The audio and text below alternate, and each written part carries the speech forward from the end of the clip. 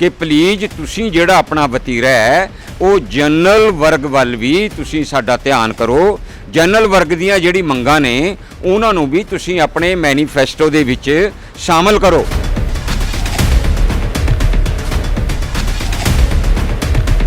1990 ਚ ਜਜੂਆ ਜਜਮੈਂਟ ਵੀ ਆਈ ਹੈ, ਉਹਦੀ ਕਈ ਦਫਾ ਕਲੈਰੀਫਿਕੇਸ਼ਨ ਲੈ ਚੁੱਕੀ ਹੈ, ਅਜੇ ਤੱਕ ਉਹ ਸਾਡੇ ਲਾਗੂ ਨਹੀਂ ਹੋਈ। ਵੀ ਇੱਥੇ ਜਿਹੜਾ ਸਾਡੇ ਜਨਰਲ ਕੈਟਾਗਰੀ ਨੇ ਇਹ ਜਿਹੜੀਆਂ ਸਰਕਾਰ ਨੇ ਐਸੀ ਕੈਟਾਗਰੀ ਦੀ ਭਲਾਈ ਵਾਸਤੇ ਸਕੀਮਾਂ ਬਣਾਈਆਂ, ਔਰ ਨਾਲ ਸਾਡੇ ਜਨਰਲ ਕੈਟਾਗਰੀ ਨੂੰ ਬਹੁਤ ਨੁਕਸਾਨ ਹੋ ਰਿਹਾ।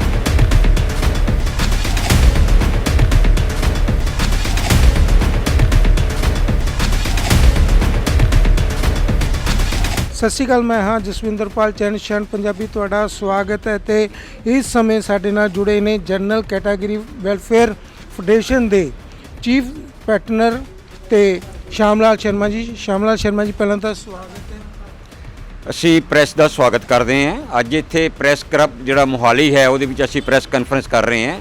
ਅਸੀਂ ਸਰਕਾਰ ਤੋਂ ਮੰਗ ਕਰ ਰਹੇ ਹਾਂ ਕਿ ਜਿਹੜੀ ਵੀ ਸੁਪਰੀਮ ਕੋਰਟ ਦੀ ਜਜਮੈਂਟਸ ਆਈਆਂ ਨੇ ਰਿਜ਼ਰਵੇਸ਼ਨ ਇਸ਼ੂ ਤੇ ਜਨਰਲ ਕੈਟਾਗਰੀ ਦੇ ਹੱਕ 'ਚ ਨੇ, ਉਹਨਾਂ ਨੂੰ ਪਲੀਜ਼ ਲਾਗੂ ਕੀਤਾ ਜਾਵੇ।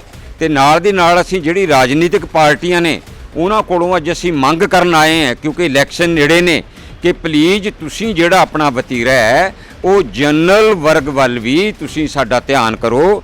ਜਨਰਲ ਵਰਗ ਦੀਆਂ ਜਿਹੜੀ ਮੰਗਾਂ ਨੇ ਉਹਨਾਂ ਨੂੰ ਵੀ ਤੁਸੀਂ ਆਪਣੇ ਮੈਨੀਫੈਸਟੋ ਦੇ ਵਿੱਚ ਸ਼ਾਮਲ ਕਰੋ ਤੇ ਸਾਡੇ ਨਾਲ ਤੁਸੀਂ ਵਿਤਕਰਾ ਨਾ ਕਰੋ। ਤੁਹਾਡੀਆਂ ਕੀ ਮੰਗਾਂ ਨੇ? ਸਾਡੀ ਮੰਗਾਂ ਇਹ ਨੇ ਕਿ ਅਸੀਂ ਮੰਗ ਕਰਦੇ ਹਾਂ ਕਿ ਜਿਵੇਂ ਰਿਜ਼ਰਵ ਕੈਟਾਗਰੀਜ਼ ਨੂੰ ਜਾਤ ਦੇ ਆਧਾਰ ਤੇ ਬੈਨੀਫਿਟ ਮਿਲਦੇ ਨੇ, ਜਿਹੜੇ ਜਨਰਲ ਵਰਗ ਦੇ ਲੋਕ ਨੇ ਉਹਨਾਂ ਨੂੰ ਵੀ ਗਰੀਬੀ ਦੇ ਆਧਾਰ ਤੇ ਬੈਨੀਫਿਟ ਮਿਲਣੇ ਚਾਹੀਦੇ ਨੇ। ਗਰੀਬ ਕਿਸੇ ਵੀ ਜਾਤ ਦਾ ਹੋ ਸਕਦਾ ਹੈ, ਗਰੀਬੀ ਹੈ ਸੀ। ਜੋ ਵੀ ਬੈਨੀਫਿਟ ਨੇ ਉਹ ਤੁਸੀਂ ਗਰੀਬੀ ਦੇ ਆਧਾਰ ਤੇ ਦਿਓ, ਆਰਥਿਕ ਆਧਾਰ ਤੇ ਮਿਲਣੇ ਚਾਹੀਦੇ ਨੇ। ਇਹ ਜਿਹੜਾ ਸਿਸਟਮ ਹੈਗਾ ਅੱਜ ਕੱਲ੍ਹ ਪੋਲੀਟੀਕਲ ਕਿ ਕਾਸਟ ਬੇਸ ਤੇ ਬੈਨੀਫਿਟ ਦਿਓ, ਇਹ ਗੱਲ ਕੋਈ ਠੀਕ ਨਹੀਂ ਲੱਗਦੀ ਹੈਗੀ। ਇਸ ਕਰਕੇ ਅਸੀਂ ਮੰਗ ਕਰਦੇ ਹਾਂ ਕਿ ਹੋਰ ਵੀ ਸਾਡੀ ਜਿਵੇਂ ਗੱਲਾਂ ਬਾਤਾਂ ਨੇ, ਜਿਵੇਂ ਸਕੂਲਾਂ 'ਚ ਨੇ ਬੱਚੇ, ਜਨਰਲ ਦੇ ਬੱਚੇ ਨੇ, ਉਹਨਾਂ ਨੂੰ ਵਰਦੀਆਂ ਨਹੀਂ ਮਿਲਦੀ, ਵਜ਼ੀਫੇ ਨਹੀਂ ਮਿਲਦੇ ਹੈਗੇ, ਹੋਰ ਬੈਨੀਫਿਟ ਨਹੀਂ ਕਈ ਮਿਲਦੇ ਹੈਗੇ। ਤੇ ਇਸ ਕਰਕੇ ਜਿਹੜਾ ਰਿਜ਼ਰਵੇਸ਼ਨ ਦਾ ਆਧਾਰ ਹੈ ਉਹ ਆਰਥਿਕ ਆਧਾਰ ਹੋਣਾ ਚਾਹੀਦਾ ਹੈ। ਮੇਰੀ ਤੁਸੀਂ ਪੋਲੀਟੀਕਲ ਪਾਰਟੀਆਂ ਬਾਰੇ ਗੱਲ ਕੀਤੀ ਹੈ, ਕੀ ਨਾਰਾਜ਼ਗੀ ਹੈ? ਪੋਲੀਟੀਕਲ ਪਾਰਟੀਆਂ ਦੇ ਬਾਰੇ ਸਾਡੀ ਇਹ ਨਾਰਾਜ਼ਗੀ ਹੈ ਕਿ ਹਰ ਪੋਲੀਟੀਕਲ ਪਾਰਟੀ ਰਿਜ਼ਰਵ ਕੈਟਾਗਰੀਜ਼ ਦੇ ਬਾਰੇ ਗੱਲ ਕਰ ਰਹੀ ਹੈ, ਲੇਕਿਨ ਜਨਰਲ ਵਰਗ ਦੇ ਬਾਰੇ ਕੋਈ ਵੀ ਪੋਲੀਟੀਕਲ ਪਾਰਟੀ ਆਪਣੇ ਪੱਤੇ ਨਹੀਂ ਖੋਲ ਰਹੀ ਹੈਗੀ। ਤੇ ਅਸੀਂ ਇਹ ਮੰਗ ਕਰਦੇ ਹਾਂ ਕਿ ਪਲੀਜ਼, ਅਸੀਂ ਵੀ ਤਾਂ ਵੋਟਾਂ ਪਾਉਂਦੇ ਹਾਂ। ਸ਼ਰਮਾ ਜੀ, ਤੁਹਾਡੇ ਵੱਲ ਕਿਉਂ ਨਹੀਂ ਧਿਆਨ ਦੇ ਰਹੀਆਂ ਇਹ ਜਿਹੜੀਆਂ ਸਿਆਸੀ ਪਾਰਟੀਆਂ ਨੇ? ਇਹਦੇ ਪਿੱਛੇ ਮਨਸ਼ਾ ਕੀ? ਮਨਸ਼ਾ ਇਹ ਹੁੰਦੀ ਹੈ ਕਿ ਇਹ ਲੋਕੀ ਇਹ ਗਰੰਟਡ ਸਮਝਦੇ ਨੇ ਕਿ ਜਨਰਲ ਵਰਗ ਦੀ ਤਾਂ ਇੱਕ ਮਜਬੂਰੀ ਹੈ, ਉਹਨਾਂ ਨੇ ਤਾਂ ਸਾਨੂੰ ਵੋਟ ਪਾਣੀ ਹੈ, ਕਿਤੇ ਜਿਹੜਾ ਰਿਜ਼ਰਵ ਵਰਗ ਹੈਗਾ ਉਹ ਸਾਡੇ ਨਾਲ ਨਾਰਾਜ਼ ਨਾ ਹੋ ਜਾਵੇ। ਲੇਕਿਨ ਪਹਿਲੇ ਵਾਰੀ ਜਿਹੜੀ ਪ੍ਰੈਜ਼ੈਂਟ ਗਵਰਨਮੈਂਟ ਹੈ ਉਸ ਦੇ ਪੀਰੀਅਡ ਦੇ ਦੌਰਾਨ ਸਾਡੇ ਨਾਲ ਹੋਇਆ ਹੈ ਕਿ ਮੁੱਖ ਮੰਤਰੀ ਪੰਜਾਬ ਜੀ ਨੇ ਸਾਡੀ ਜਿਹੜੀ ਮੰਗ ਹੈ ਕਿ ਜਨਰਲ ਵਰਗ ਦੀ ਵੈਲਫੇਅਰ ਵਾਸਤੇ ਸਟੇਟ ਕਮਿਸ਼ਨ ਬਣਾਇਆ ਜਾਵੇ, ਉਹ ਪ੍ਰੈਜ਼ੈਂਟ ਸਰਕਾਰ ਨੇ ਬਣਾਤਾ ਹੈ। ਇੱਕ ਉਹਨਾਂ ਨੇ ਸ਼ੁਰੂਆਤ ਕੀਤੀ ਹੈ। 25 ਸਾਲ ਤੋਂ ਅਸੀਂ ਲੜ ਰਹੇ ਸੀ ਕਿ ਜਨਰਲ ਵਰਗ ਦੀ ਭਲਾਈ ਵਾਸਤੇ ਕੋਈ ਕਮਿਸ਼ਨ ਬਣਾਇਆ ਜਾਵੇ, ਇਸ ਲਈ ਵਰਤਮਾਨ ਸਰਕਾਰ ਨੇ ਉਹ ਕਮਿਸ਼ਨ ਬਣਾ ਦਿੱਤਾ ਹੈ, ਚੰਨੀ ਸਰਕਾਰ ਨੇ। ਦਿੱਲੀ ਸਰਕਾਰ ਨੇ। ਇਸ ਕਰਕੇ ਅਸੀਂ ਤੁਹਾਨੂੰ ਬਕਾਇਦਾ ਇਹ ਸਟੈਪ ਨੂੰ ਸਰਦਾਰ ਚਰਨਜੀਤ ਸਿੰਘ ਚੰਨੀ ਮੁੱਖ ਮੰਤਰੀ ਪੰਜਾਬ ਜੀ ਵੱਲੋਂ ਜਨਰਲ ਵਰਗ ਦੀ ਭਲਾਈ ਵਾਸਤੇ ਜੋ ਕਮਿਸ਼ਨ ਬਣਾਇਆ ਗਿਆ ਹੈ ਉਸ ਨੂੰ ਅਸੀਂ ਵੈਲਕਮ ਕਰਦੇ ਹਾਂ। ਤੇ ਆਉਣ ਵਾਲੇ 'ਚ ਕੀ ਕਾਂਗਰਸ ਨੂੰ ਫਾਇਦਾ ਦੇਣ ਦੀ ਵੀ ਕੋਈ ਗੱਲ ਹੈ ਤੁਹਾਡੀ? ਅਸੀਂ ਹੁਣ ਤੁਹਾਡੇ ਸਾਹਮਣੇ ਜਿਹੜਾ ਅੱਜ ਜ਼ਿਕਰ ਕਰਨ ਆਏ ਹਾਂ, ਪ੍ਰੈਸ ਕਾਨਫਰੰਸ ਕਰਨ ਆਏ ਹਾਂ, ਉਹ ਅਸੀਂ ਇਸੇ ਇਸ਼ੂ ਤੇ ਕਰ ਰਹੇ ਹਾਂ ਕਿ ਜਦੋਂ ਇੱਕ ਪੋਲੀਟੀਕਲ ਪਾਰਟੀ ਨੇ, ਇੱਕ ਸਰਕਾਰ ਨੇ ਇੱਕ ਸ਼ੁਰੂਆਤ ਕਰਦੀ ਹੈ, ਜਨਰਲ ਵਰਗ ਦੀ ਭਲਾਈ ਲਈ ਇੱਕ ਕਮਿਸ਼ਨ ਬਣਾ ਦਿੱਤਾ ਹੈ, ਹੁਣ ਪਲੀਜ਼ ਤੁਸੀਂ ਵੀ ਸਾਡੇ ਵੱਲ ਧਿਆਨ ਦਿਓ, ਸਾਡੇ ਵੱਲ ਤੁਸੀਂ ਧਿਆਨ ਦੇ ਕੇ ਸਾਡੀ ਗੱਲਾਂ ਮੰਨੋ, ਸਾਡੇ ਨਾਲ ਡਿਸਕ੍ਰਿਮੀਨੇਸ਼ਨ ਨਾ ਕਰੋ ਜਨਰਲ ਵਰਗ ਦੇ ਨਾਲ। ਅਸੀਂ ਹੁਣ ਇਹਨਾਂ ਨੂੰ ਮੰਗਦੇ, ਇਹਨਾਂ ਕੋਲੋਂ ਮੰਗ ਕਰਦੇ। ਜਿਹੜਾ ਤੁਹਾਡਾ ਗੁੱਸਾ ਹੈ, ਉਹ ਗੁੱਸਾ ਇਹ ਹੈ ਕਿ ਤੁਹਾਡੀ ਜਿਹੜੀ ਮੰਗ ਹੈ ਉਹਦੇ ਵੱਲ ਕੋਈ ਵੀ ਪੋਲੀਟੀਕਲ ਪਾਰਟੀ ਨੇ ਧਿਆਨ ਨਹੀਂ ਦੇ ਰਹੀ, ਪਰੰਤੂ ਕਾਂਗਰਸ ਨੇ ਜਿਹੜਾ ਸਟੈਪ ਚੱਕਿਆ ਹੈ ਉਹ ਤੁਹਾਡੇ ਲਈ ਬੈਨੀਫਿਟ।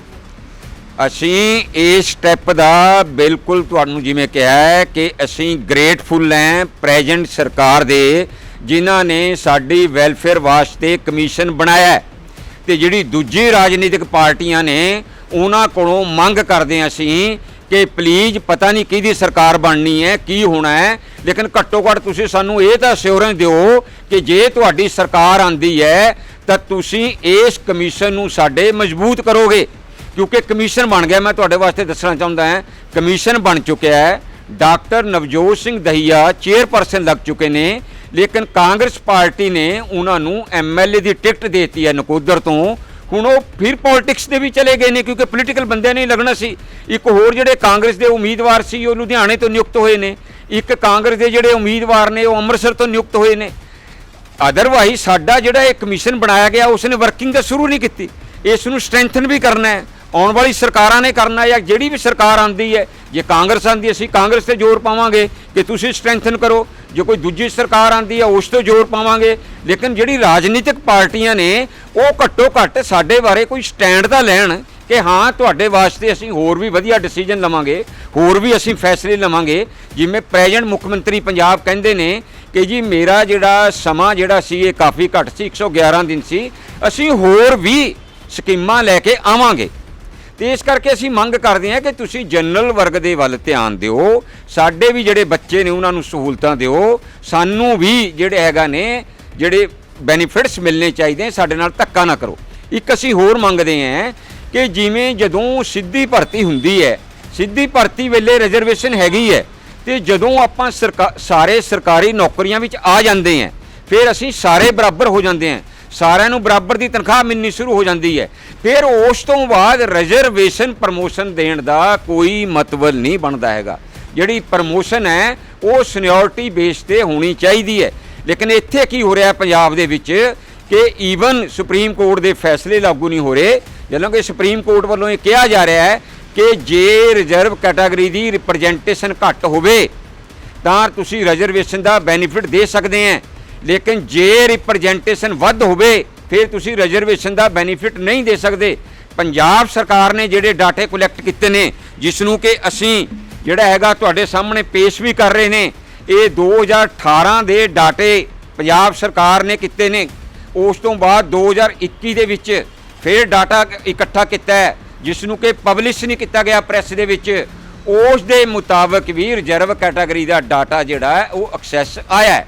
ਇਸ ਕਰਕੇ ਸੁਪਰੀਮ ਕੋਰਟ ਦੇ ਫੈਸਲਿਆਂ ਦੇ ਸਨਮੁਖ ਰਿਜ਼ਰਵੇਸ਼ਨ ਪ੍ਰਮੋਸ਼ਨ ਦੇਣ ਦਾ ਕੋਈ ਮਤਲਬ ਨਹੀਂ ਹੈਗਾ, ਲੇਕਿਨ ਸਰਕਾਰਾਂ ਜਿਹੜੀਆਂ ਨੇ ਉਹ ਸਾਡੇ ਨਾਲ ਧੱਕਾ ਕਰਦੀਆਂ ਨੇ। ਇਸ ਕਰਕੇ ਅਸੀਂ ਰਾਜਨੀਤਿਕ ਪਾਰਟੀਆਂ ਤੋਂ ਇਹ ਮੰਗ ਕਰਦੇ ਹਾਂ ਕਿ ਤੁਸੀਂ ਸਾਡੇ ਵੱਲ ਧਿਆਨ ਦਿਓ ਤੇ ਜਾਤ ਪਾਤ ਦੇ ਆਧਾਰ ਤੇ ਜਨਰਲ ਵਰਗ ਦੇ ਨਾਲ ਕੋਈ ਵੀ ਵਿਤਕਰਾ ਨਹੀਂ ਹੋਣਾ ਚਾਹੀਦਾ। ਮੈਂ ਰਜਿੰਦਰ ਮੋਹਨ ਸ਼ਾਮਲਾਲ ਜੀ ਦੇ ਨਾਲ ਮੈਂ 1980 ਦਾ ਕੰਮ ਕਰ ਰਿਹਾ ਤੇ 1990 ਚ ਜਜੂਆ ਜਜਮੈਂਟ ਵੀ ਆਈ ਹੈ, ਉਹਦੀ ਕਈ ਦਫਾ ਕਲੈਰੀਫਿਕੇਸ਼ਨ ਲੈ ਚੁੱਕੀ ਹੈ, ਅਜੇ ਤੱਕ ਉਹ ਸਾਡੇ ਲਾਗੂ ਨਹੀਂ ਹੋਈ। ਮੈਂ ਖੁਦ ਅਫੈਕਟਡ ਹੈ, ਮੈਂ ਐਸਐਸ ਬੋਰਡ ਵੱਲੋਂ ਬਿਲਕੁਲ ਪੱਕਾ 1977 ਚ ਆਇਆ ਸੀ ਤੇ ਮੈਂ ਐਜ ਏ ਸੁਪਰਡੈਂਟ ਰਿਟਾਇਰ ਹੋ ਗਿਆ, ਜਦ ਕਿ as a deputy secretary retire ਹੋਣਾ ਚਾਹੀਦਾ ਸੀ। ਜਿਹੜੇ ਸਾਨੂੰ ਇੱਕ ਅੱਧੀ ਉਹਦੀ ਸਟੈਪ ਅਪ ਮਿਲਣਾ ਸੀ ਉਹ ਵੀ ਪੈਂਡਿੰਗ ਪਿਆ ਸਰਕਾਰ ਕੋਲ। ਤੇ ਇਸ ਦੇ ਇਲਾਵਾ ਮੈਂ ਹੁਣ ਆਪਣਾ ਜਿਹੜੇ ਰਿਟਾਇਰ ਐਸੋਸੀਏਸ਼ਨ ਹੈ ਉਹਦਾ ਮੈਂ ਪ੍ਰਧਾਨ ਹੈ, ਤੇ ਜਿਹੜੀ ਆਲ ਇੰਡੀਆ ਪੰਜਾਬ ਦੀ ਜਿਹੜੀ ਐਸੋਸੀਏਸ਼ਨ ਹੈ ਉਹ ਐਗਜ਼ੈਕਟਿਵ ਮੈਂਬਰ ਹੈ। ਫਿਰ ਵੀ ਸ਼ਾਮ ਲਾਲ ਜੀ ਨਾਲ ਅਸੀਂ ਕੰਧਾਂ ਨਾਲ ਕੰਧਾਂ ਮਿਲਾ ਕੇ ਚੱਲ ਰਹੇ ਹਾਂ। ਜਿੱਥੇ ਵੀ ਸਾਨੂੰ ਸੰਘਰਸ਼ ਪਹਿਲਾਂ ਇਹਨਾਂ ਦੇ ਦਿੱਤਾ ਟਾਈਮ ਅਸੀਂ ਜਾਂਦੇ ਰਹੇ, ਹੁਣ ਵੀ ਆਉਂਦੇ ਰਹੇਗੇ। ਧੰਨਵਾਦ ਸਰ। ਇੱਕ ਸਵਾਲ ਹੈ ਤੁਹਾਨੂੰ ਵੀ ਕਿ ਜਿਵੇਂ ਜਨਰਲ ਕੈਟਾਗਰੀ ਬਾਰੇ ਇਸ ਵਾਰ ਚੰਨੀ ਸਰਕਾਰ ਨੇ ਸੋਚਿਆ, ਕੀ ਲੱਗਦਾ ਤੁਹਾਨੂੰ ਕਿ ਹੋਰ ਸਰਕਾਰ ਇੰਨੀ ਗੰਭੀਰ ਹੋਈ ਜਿੰਨਾ ਉਹਨਾਂ ਨੇ? ਚਲੋ ਜਿਹੜੀ ਚੰਨੀ ਸਰਕਾਰ ਨੇ ਹੁਣ ਆਪਣਾ ਭਲਾਈ ਬੋਰਡ ਬਣਾਇਆ ਸਾਡਾ ਜਨਰਲ ਕੈਟਾਗਰੀ ਦਾ, ਉਹਦਾ ਚਲੋ ਅਸੀਂ ਧੰਨਵਾਦੀ ਹਾਂ। ਫਿਰ ਵੀ ਜਦ ਕੋਈ ਚੀਜ਼ ਦਾ ਜਜਵਾ ਜਜਮੈਂਟ ਹਾਲ ਤੱਕ ਇੰਪਲੀਮੈਂਟ ਨਹੀਂ ਹੋਈ, ਇਹ ਜਦ ਪੂਰੀ ਹੋ ਜਾਏਗੀ ਤਾਂ ਹੀ ਸਾਨੂੰ ਕੁਝ ਆਸ ਹੈ, ਤੇ ਇਸ ਕਰਕੇ ਅਸੀਂ ਉਹਨਾਂ ਦਾ ਧੰਨਵਾਦ ਹੈ। ਜਿਸ ਤਰ੍ਹਾਂ ਸ਼ਾਮਲਾਲ ਜੀ ਨੇ ਦੱਸਿਆ ਵੀ ਇੱਥੇ ਜਿਹੜਾ ਸਾਡੇ ਜਨਰਲ ਕੈਟਾਗਰੀ ਦੇ ਇਹ ਜਿਹੜੀਆਂ ਸਰਕਾਰ ਨੇ ਐਸਸੀ ਕੈਟਾਗਰੀ ਦੀ ਭਲਾਈ ਵਾਸਤੇ ਸਕੀਮਾਂ ਬਣਾਈਆਂ, ਔਰ ਨਾਲ ਸਾਡੇ ਜਨਰਲ ਕੈਟਾਗਰੀ ਨੂੰ ਬਹੁਤ ਨੁਕਸਾਨ ਹੋ ਰਿਹਾ। ਜਿਹੜੀਆਂ ਐਸਸੀ ਕੈਟਾਗਰੀ ਦੀਆਂ ਜਿਹੜੀਆਂ ਸਕੀਮਾਂ ਬਣਾਈਆਂ ਇਹਦੇ ਵਿੱਚ ਵੀ ਜਿਹੜੇ ਲੋੜਵੰਦ ਲੋਕੀ ਉਹਨਾਂ ਨੂੰ ਕੋਈ ਫਾਇਦਾ ਨਹੀਂ ਹੋ ਰਿਹਾ। ਸਿਰਫ ਕੁਝ ਚੰਦ ਬੰਦੇ ਜਿਹੜੇ 5% ਜਿਹੜੇ ਬੰਦੇ ਜਿਹੜੇ ਕ੍ਰੀਮੀ ਲੇਅਰ ਜਿਹਨੂੰ ਆਪਾਂ ਕਹਿੰਦੇ ਆ ਉਹੀ ਇਹਦਾ ਬੈਨੀਫਿਟ ਲੈ ਰਹੇ ਆ। ਜਿਹੜੇ ਗਰੀਬ ਬੰਦੇ ਨੂੰ ਇਹਦਾ ਕੋਈ ਬੈਨੀਫਿਟ ਨਹੀਂ ਹੋ ਰਿਹਾ। ਸਰਕਾਰ ਨੇ ਸੰਵਿਧਾਨ ਦੇ ਵਿੱਚ ਲਿਖਿਆ ਵੀ ਸਾਰਿਆਂ ਨੂੰ ਬਰਾਬਰ ਦਾ ਹੱਕ ਹੈ, ਪਰੰਤੂ ਸਰਕਾਰ ਹੀ ਉਸ ਦਾ ਉਲੰਘਣ ਕਰ ਰਹੀ ਹੈ। ਜਿਹੜਾ ਇਹ ਬਰਾਬਰ ਦੀ ਲਿਆਉਣ ਦੀ ਬਜਾਏ ਥੱਲੋਂ ਚੁੱਕ ਕੇ ਉੱਤੇ ਲਾ ਦਿੰਦੀ ਹੈ ਜਿਹੜੀ ਜਨਰਲ ਕੈਟਾਗਰੀ ਦੇ, ਜਿਹਦੇ ਨਾਲ ਜਨਰਲ ਕੈਟਾਗਰੀ ਦੇ ਹਿੱਤ ਜਿਹੜਾ ਨੁਕਸਾਨ ਹੋ ਰਿਹਾ।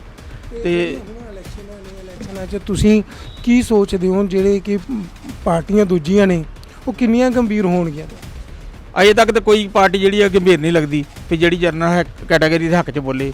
ਇਹ ਸਾਰੀਆਂ ਜਿਹੜੀਆਂ ਇਹ ਵੋਟ ਬੈਂਕ ਦੀ ਰਾਜਨੀਤੀ ਹੈ ਤੇ ਉਹਦੇ ਹਿਸਾਬ ਨਾਲ ਹੀ ਜਿਹੜਾ ਮੈਨੀਫੈਸਟੋ ਤਿਆਰ ਕਰਦੀਆਂ।